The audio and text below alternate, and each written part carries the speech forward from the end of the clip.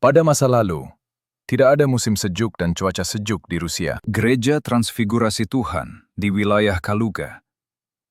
Gereja ini dibina untuk iklim yang hangat tanpa frost. Semasa pembinaan gereja ini, pemanasan tidak dipasang. Tiada dapur, tiada pemanas, tiada cerobong. Tidak ada tempat sama sekali. Dan tidak ada jejak mereka juga. Tetapi di Rusia, ia sangat sejuk tanpa pemanasan. Ruang awam mesti dipanaskan. Oleh itu, dapur dibuat kemudian. Ia diletakkan di sini, berhampiran pintu masuk. Untuk mencipta tirai termal udara, mereka mengukir alur di dinding untuk pemasangan dapur. Jelas bahwa bata telah diratakan. Ini bukan kerja batu dari pembinaan. Banyak plaster yang tinggal di dinding. Plaster tidak boleh berada di dalam dapur yang sedang berfungsi. Ia akan terbakar. Saluran untuk pengeluaran asap telah dibuat di dinding. Saluran yang ditembusi telah ditutup dari dalam untuk menghasilkan pipe. Mari kita lihat dengan lebih dekat pada cerobong. Ia jelas kelihatan bahwa bata di dalam cerobong telah pecah dan chip. Seseorang dengan kasar telah mengeluarkan bata dari dinding untuk membuat cerobong. Mortar antara bata dinding gereja adalah putih. Di sini ia terang. Bata di dinding cerobong yang dibuat kemudian disambungkan dengan mortar yang berbeza. Ia mempunyai warna coklat.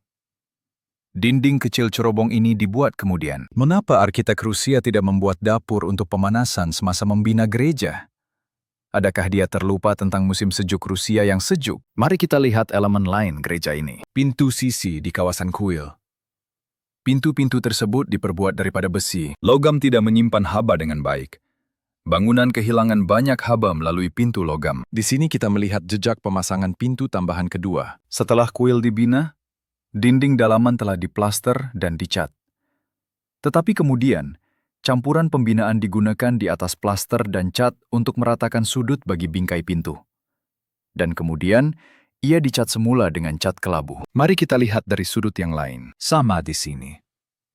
Satu lapisan plaster, satu lapisan cat, dan di atas, mortar pembinaan digunakan untuk meratakan sudut.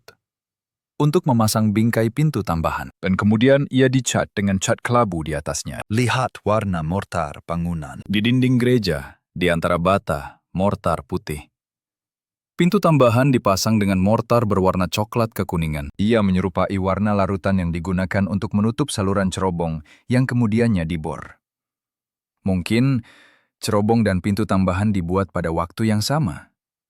Selepas kuil itu dilapisi dan dicat di bagian dalam, yaitu sepenuhnya sedia untuk digunakan. Bahagian luar bangunan gereja tidak mempunyai perlindungan asas terhadap beku Rusia. Kelembapan naik dari tanah melalui kapilari di dalam bata. Dalam keadaan sejuk, air membeku dan memecahkan bata. Kepingan besar telah jatuh di sudut-sudut. Ini disebabkan oleh embun beku Rusia. Seluruh bagian bawah bangunan sedang runtuh. Ia sama di sini. Batu bata itu hancur dan jatuh dari dinding. Oleh itu, frost Rusia memusnahkan bangunan yang tidak mempunyai perlindungan musim sejuk untuk asas. Dan di gereja ini, perlindungan itu tidak ada. Karena gereja ini direka untuk iklim yang panas tanpa embun beku. Tanda itu menyatakan bahwa gereja dibina pada tahun 1791. Pada akhir abad ke-18. Jika tarikh itu betul, maka 200 tahun yang lalu di Rusia tidak ada musim sejuk dan frost. Ini adalah sesuatu yang sejarah rasmi tidak mau bicarakan. Di saluran saya, Anda akan belajar banyak tentang masa lalu sebenar kemanusiaan. Sejarawan menyembunyikan kebenaran daripada kami. Saya terpaksa menyelesaikannya sendiri. Saya menemui perkara yang Anda tidak dapat bayangkan.